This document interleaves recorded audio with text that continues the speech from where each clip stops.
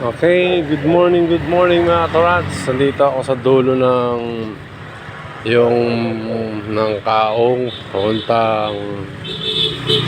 papuntang silang sa papuntang Maguyam to. Diba ako magbike, ilang araw akong di nagbike kasi yung tuhod ko sumakit. Baka mawala sa pagbabike.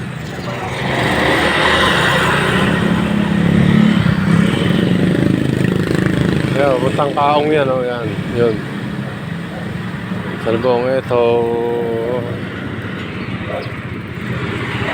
Papuntang silang bayan. May Calax. Sinubukan kong bike kasi sakit talaga eh. Tinablan ako ng rayo, mabuisit. Yan. Dahil sa kinakain, saka yung inom, iwas muna. Dami ko hindi pinag-inuman eh. Sinubukan kong mag-bike kasi maga pa nga yung tuhod ko.